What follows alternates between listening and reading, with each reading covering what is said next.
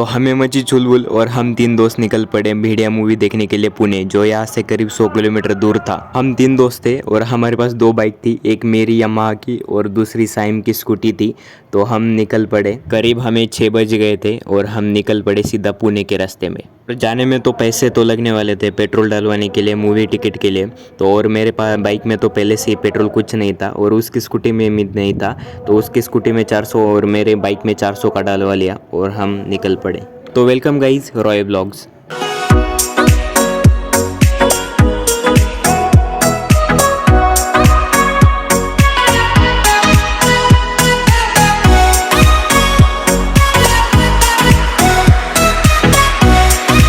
तो स्कूटी चलाते चलाते साई थक गया और उसने स्कूटी मेरे पास दे दी और साइन भी मेरे पास ही स्कूटी पे था और साई ने मेरी यामाहा की बाइक ले ली और हम चल पड़े।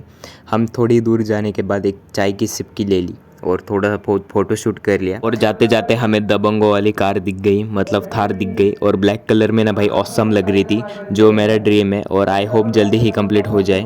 तो जल्दी ही अंधेरा होने वाला था, तो हम जल्दी जल्दी निकल पड़े क्योंकि हमारा शो 10 बजे चालू होने वाला था। और जल्दी जल्दी में हमारी गाड़ी के नीचे अचानक से बिल्ली आ गई और भाई मैंने अचानक से कंट्रोल कर ली, पर उसे कुछ नहीं हुआ। तो जल्दी से मैं उसकी तरफ भाग के गया और उसे बेचारे को पकड़ लिया। बहुत क्यूट सी मासूम सी थी और अंदर लेके मुझे लगा उसका परिवार भी अंदर होगा और वैसा ही हुआ। मुझे अंदर से बहुत आवाज़ आ रही थी बिल्लियों की, पर मुझे कहीं दिखी नहीं, इसके नीचे होगी, मैंने उसे इतना ध्यान नहीं दिया और उसे सेफ जगह रख के मैं निकल पड़ा। बेसिकली पुणे जाने के लिए हमें लगते 3 घंटे और हम पहले से ही निकल पड़े थे और बार बार भाई इतना पुणे में जैसे जैसे अंदर अंदर जा रहे थे बहुत ट्रैफिक लग रहा था और मुंबई और पुणे में मुझे कुछ फ़र्क ही नहीं लग रहा था भाई, इतना हाथ दर्द करने लगा था ना मेरा, मैं बता भी नहीं सकता। और ऊपर से मेरा दोस्त टाइम भी मेरे स्कूटी पे ही था और जैसे ही हम आगे बढ़ रहे थे वैसे ही सिग्नल लग गया और मेरे आगे वाली बाइक ने अचानक से ब्रेक लगा दिया और मुझे स्कूटी थी इसलिए कंट्रोल नहीं हुई और उसके स्कूटी के ब्रेक भी इतने अच्छे नहीं थे, इसलिए मैं सीधा उसके पीछे से लग गया और उसने भी अचानक से ही ब्रेक लगाए थे और क्योंकि मेरे पीछे जो 2 लोग थे वो भी पीछे से आके लग गए मेरे स्कूटी पे, पर उसमें से कोई कुछ नहीं बोला और हम भी कुछ नहीं बोले और हम सीधा निकल पड़े हमारे आगे के मंजिल के लिए। हमें तो पुलिस वालों का डर लग रहा था क्योंकि हमारे पास ना लाइसेंस था और हम में से किसी ने भी घर वालों को कुछ नहीं बताया था, तो गूगल मैप में हमें फंसा दिया था और हम इस वजह से 10 मिनट लेट हो चुके थे।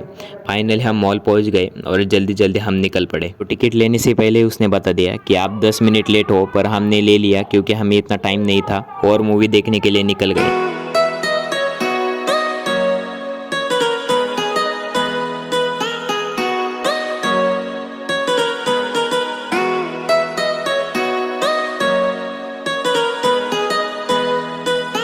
मूवी ब्रेक होते ही हम निकल पड़े वॉशरूम की तरफ और उधर मुझे बहुत शॉकिंग चीज़ दिखी क्योंकि उस वॉशरूम में पार्टीशन ही नहीं था। वॉशरूम के बाद हम खाने के लिए निकल पड़े, वहाँ बहुत महंगा महंगा था, फिर भी हमने 2-3 पनीर रोल ले लिए। जैसे मूवी खत्म हुई हमारे तीनों के फ़ोन डिस्चार्ज हो चुके थे, इसलिए हम यहाँ मैगी खाने के लिए रुक गए और मेरा फ़ोन यहाँ चार्ज कर लिया क्योंकि हमें रास्ता मालूम नहीं था और हमें जाना था गणपति बाप्पा के दर्शन के लिए। और जैसे ही हम वहाँ पहुंचे गूगल मैप में हमें पूरी तरह फंसा दिया क्योंकि हमें गलत ही रास्ते पे चला दिया। आगे गणपति बाप्पा के यहाँ बहुत ट्रैफिक था, इसलिए हमने गाड़ी पीछे ही पार्क कर ली और हम पैदल चलते गए और उधर से पैदल हमने गूगल मैप लगा लिया और हम चल पड़े गणपति बाप्पा के दर्शन के लिए। पर गलती से गूगल मैप में हमें रेड लाइट एरिया के उधर से जाने वाला रास्ता बता दिया, इसलिए हम आगे गए नहीं और हम सीधा पीछे चले गए और घर की तरफ निकल पड़े। रात के 1 बजे थे और मुझे पता था ठंड पड़ने वाली, इसलिए मैंने पहले से ही जर्किन ले लिया था।